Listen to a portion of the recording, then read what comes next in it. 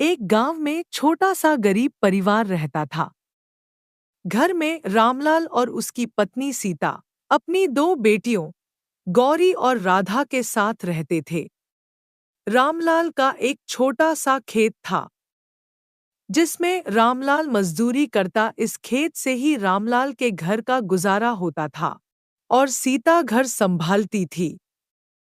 गरीबी उनकी नियति थी, लेकिन उन्होंने कभी हार नहीं मानी। रामलाल के घर में अनेकों समस्याएं थीं। सीता को घर से थोड़ा दूर एक हैंड पंप से पीने का पानी लाना पड़ता था। गांव में पानी की बहुत ज्यादा समस्या थी। गर्मियों में तो पानी बिल्कुल नहीं आता था।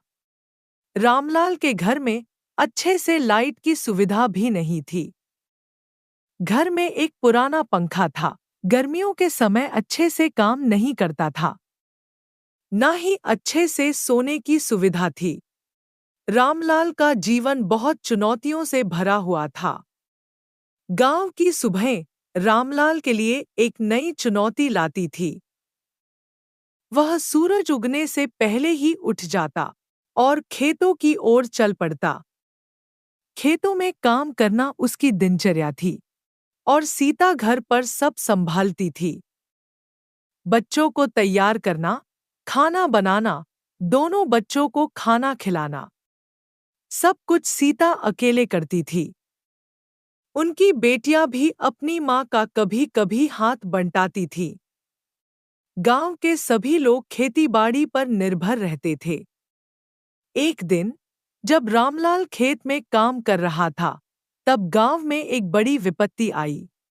गांव को जिस नदी से पानी मिलता था, वो नदी बिल्कुल सूख गई। बिना पानी के गांव में सूखा पड़ गया और पानी न होने के कारण फसलें सूखने लगी। गांव के लोग परेशान हो गए क्योंकि उनका मुख्य स्रोत फसल ही था। रामलाल के लिए यह समय और भी कठिन हो गया। बिना फसल के वह अपने परिवार का पेट कैसे भरेगा, यह सोचकर वह चिंतित हो गया। रामलाल ने अपने परिवार की चिंता में गांव के साहूकार के पास जाने का निर्णय लिया। साहूकार हरिराम एक लालची और कठोर व्यक्ति था। हरिराम गांव वालों को ब्याज पर पैसे देता था और समय पर पैसे ना देने पर उनके खेतों पर कब्जा कर लेता। दूसरे दिन रामलाल साहूकार के घर गया। उसका घर गांव के बीचों बीच में था। रामलाल ने बोला, साहूकार जी, मुझे कुछ पैसे उधार दे दो। मैं कुछ दिनों में ब्याज के साथ लौटा दूंगा। साहूकार ने पैसे देने के लिए हाँ कर दिया, परंतु रामलाल को भारी ब्याज पर कर्जा देने का वादा किया। रामलाल के पास कोई और विकल्प नहीं था, इसलिए उसने कर्जा ले लिया और घर लौट आया। रामलाल ने उस पैसे से अपने परिवार के लिए कुछ अनाज और जरूरत की चीजें खरीदीं। लेकिन साहूकार का कर्जा चुकाना एक बड़ी समस्या बन गया। हर महीने ब्याज बढ़ता जा रहा था और रामलाल की मुश्किलें भी। उसने और अधिक मेहनत करनी शुरू कर दी। सुबह जल्दी उठकर खेतों में काम करना और शाम को गांव में छोटे-मोटे काम करना, यही उसका दिनचर्या बन गया।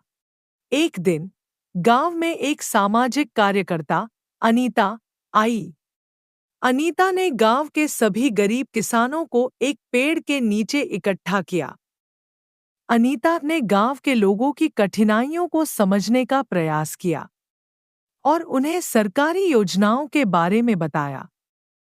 सरकार द्वारा दिए जाने वाले हर महीने फ्री राशन और घर में खाना बनाने के लिए काम में आने वाली सामग्री के बारे में बताया, जिससे उन्हें कुछ राहत मिल सके।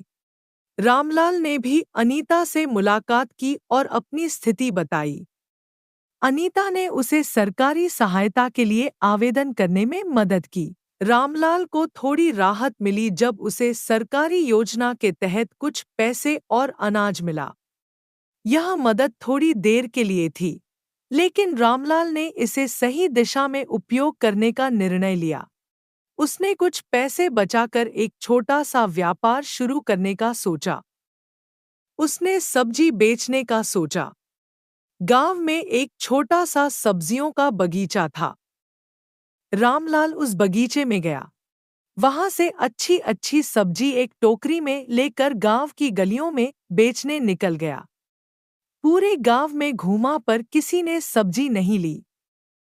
रामलाल बहुत ज्यादा परेशान हो गया। अपने पूरे भरे सब्जी के टोकरे को देखकर उदास हो गया। सब्जी के टोकरे को लेकर अपने घर आ गया। ये सब देखकर सीता ने रामलाल से पूछा, क्या हुआ, सब्जी वापस क्यों ले आए? रामलाल ने सारी बात सीता को बताई। सीता ने बोला, कल आप गांव में मत जाना, गांव के बाजार में जाकर सब्जी बेचना। दूसरे दिन रामलाल सुबह सब्जी के टोकरे को लेकर बाजार में सब्जी बेचने जाता है और सब्जियों को लेकर एक जगह बैठ जाता है। कुछ समय बाद रामलाल की सारी सब्जियां बिक गई।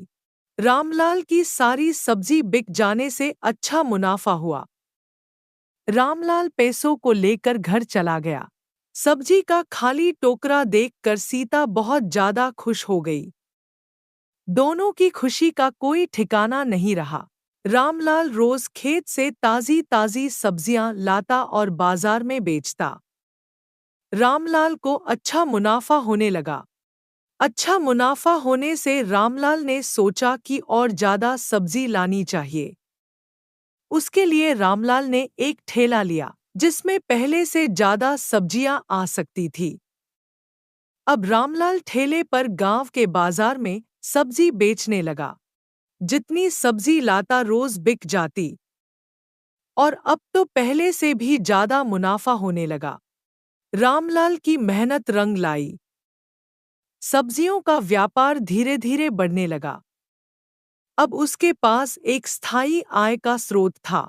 उसने साहूकार का कर्जा भी धीरे धीरे चुकाना शुरू कर दिया। हर सप्ताह साहूकार के पैसे देने जाता। सीता ने भी रामलाल का साथ दिया और घर के कामों के साथ साथ व्यापार में भी हाथ बटाया। गौरी और राधा भी अब बड़ी हो रही थी और अपने माता पिता की मदद करने लगी। रामलाल और सीता ने अपनी बेटियों की शिक्षा पर विशेष ध्यान दिया, क्योंकि वे जानते थे कि शिक्षा ही उनके जीवन में बदलाव ला सकती है। कुछ सालों की मेहनत के बाद रामलाल ने साहूकार का सारा कर्जा चुका दिया। रामलाल ने अपनी मेहनत से जो पैसे जोड़े उससे गांव में एक अच्छा सा घर लिया और गांव के बाजार में एक छोटी सी दुकान ली। उसने सब्जी उगाने के लिए गांव में एक दो खेत लिए। दुकान पर रोज ताजा सब्जियां लाता और शाम तक सारी सब्जियां बिक जाती। रामलाल धीरे धीरे एक बड़ा व्यापारी बन गया। गांव के सभी लोग रामलाल से ही सब्जी लेते, क्योंकि रामलाल की सब्जी ताजा रहती थी। रामलाल की कहानी ने पूरे गांव में प्रेरणा का स्रोत बना दिया। उसकी मेहनत, समर्पण और संघर्ष ने यह साबित कर दिया कि गरीब होते हुए भी अगर इंसान मेहनत और ईमानदारी से काम करे तो वह अपनी किस्मत खुद बदल सकता है।